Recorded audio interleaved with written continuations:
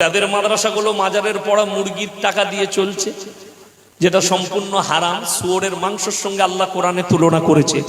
মাজারে পীরের নামে, কবরের নামে, গাছের নামে যেগুলো মান্যত করা হয় পীরের নামে, সেই মুরগির মাংসগুলোর সঙ্গে আল্লাহ শুয়োরের মাংসর তুলনা করেছে। যদি বলেন কোরআনে কোথায়? সূরা বাকারায়, ইন্নামা হাররামা আলাইকুমুল মাইতাতা ওয়াদ-দামা ওয়া লাহমাল খিনজির ওয়া মা উহিল্লা বিহি লিগাইরিল্লাহ। প্রবাহিত রক্ত, মরা জন্তুর মাংস, শুয়োরের মাংস, আল্লাহ ব্যতীত অপরের নামে উৎসর্গ করা জিনিস তোমাদের জন্য হারাম করা হলো। কেউ যদি বলে আমার ছেলে হলে দাতা বাবার মাজারে পাথর চাবড়িতে একটা মুরগি দেবো, সেই মুরগিটা 1000 বার বিসমিল্লাহ পড়ে জবাও করলেও হালাল হবে না। আরে শোনো, আমি উত্তর দিচ্ছি।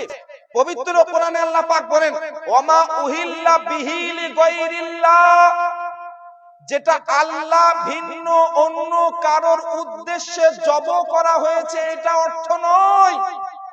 এর অর্থ হলো যে পশুটা অন্য কারোর নামে জবাই করা হয়েছে। আগেকার যুগের কাফেররা, মুশরিকেরা যখন কোন পশুকে কাটতো, তারা বলতো বিসমিল্লাহ, বিসমিল উজ্জা, মানে বুত মূর্তিগুলোর নাম ছিল, ঠাকুরগুলোর নাম ছিল লাত, উজ্জা, তো তারা বলতো বিসমিল্লাহ, বিসমিল উজ্জা, এইভাবে জবাই করত। তো আল্লাহ ওই ব্যক্তিদের উত্তরের জন্য কোরআনের আয়াত নাজিল করলেন কি যারা মূর্তিদের নামে জবাই করে ওই পশুগুলো হারাম। এবার আমি আপনাকে বলি, আমরা যখন জবাই করি বলি ইয়া খাজা, কি গো বলি? ইয়া দাতা বলি, ইয়া মাখমুমা শেখ সুন্নানি বলি, তাহলে আমরা কি বলি? বিসমিল্লাহি আল্লাহু আকবার। আর পেশ করি মাজার শরীফে। তো মাজার শরীফে উপস্থাপন করি আল্লাহ ওয়ালার দরবারে উপহার দেওয়ার জন্য। আল্লাহ ওয়ালার নামে জবাই করি না, আল্লাহ ওয়ালাকে উপহার দেওয়ার উদ্দেশ্যে জবাই করি। এই বোকাকে কে বুঝাবে? উদ্দেশ্য আলাদা আর কারণ নামে জবাই করা আলাদা। জবাই হয় আল্লাহর নামে আর পেশ করা হয় আল্লাহ ওয়ালার দরবারে। इस फर्क को समझना होगा। अरे बेवकूफ, यहाँ अल्लाह वाले की बारगाह में तोहफा पेश करते हैं, लेकिन नामे खुदा से ज़बाह करते हैं। এটা জানতে হবে।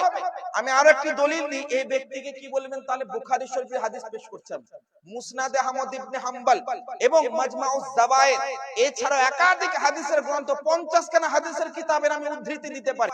সব কিতাবের মধ্যে হাদিস খানা লেখা আছে, যখন আল্লাহ রাসূল সাল্লাল্লাহু আলাইহি সাল্লাম কুরবানির দিনে কুরবানি পশুকে জবাই করলেন, কি দোয়া পড়েছিলেন জানেন?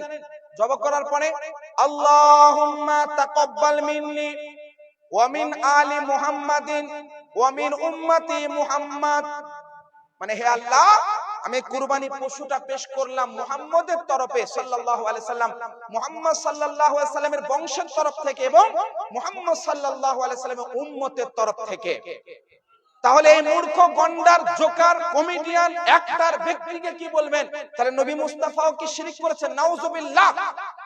নবী মুস্তাফা আল্লাহর নামে জবাই করেছেন, কিন্তু পেশ করেছেন কার তরফে? নিজের তরফে, আল আওলাদের তরফে এবং আমাদের প্রত্যেকের তরফে জবাই করেছেন। তাহলে জবাইটা আল্লাহর নামে হয়, উদ্দেশ্য আলাদা থাকতে পারে। তদ্রূপ আমরা আল্লাহর নামে জবাই করি এবং খাজা গরীব নওয়াজের উদ্দেশ্যে, তোহফার উদ্দেশ্যে আমরা উপস্থাপন করি। আরেকটি দলিল, কোরআনের এই আয়াতে ওমা উহিল্লা বিহি লিগাইরিল্লাহ, এই আয়াতের ব্যাখ্যায় আমি 100 খানা তাফসীরের কিতাবের নাম নেব, কিন্তু এই নাম নেওয়া একটা ভিডিওতে সম্ভব নয়। কয়েকটি মুখ্য কিতাবের নাম দিচ্ছি, যেমন তাফসীরে জালালাইন, তাফসীরে কুরতুবী, তাফসীরে নাসাফি, তাফসীর ইবনে কাসির, তাফসীরে রাজি, তাফসীরে বাইজাবি, তাফসীরে জামাল, তাফসীরে খাজিন, একাধিক তাফসীরের মধ্যে লেখা আছে ওয়ামা উহিল্লা বিহি লিগাইরিল্লাহ, এর মানে হচ্ছে ওয়ামা দুবিহা আলা গায়রিল্লাহ, আই ওয়ামা দুবিহা বিইসমিল আসনাম। এর মানে হয় যে পশুটা মূর্তির নামে বা আল্লাহ ছাড়া অন্য কারোর নামে জবাই করা হয়, ওই পশুটা হারাম হওয়ার কথা এখানে বলা হয়েছে। তাহলে কোথায় কারণ নামে জবাই করা আর কোথায় আমরা খাজা গরীব নওয়াজের দরবারে উপস্থাপন করে উপহার স্বরূপ, এইটার সঙ্গে মিলাচ্ছে, বুঝতে পারছেন? মানে যে আয়াতটা মূর্তিদের নামে, মূর্তিদের বিরোধিতার জন্য নাজিল হয়েছে, ওই আয়াতটাকে আল্লাহ ওয়ালাদের সঙ্গে যুক্ত করছে। মানে কত বড় মূর্খ, কত বড় জোকার, বুঝতে পারছেন?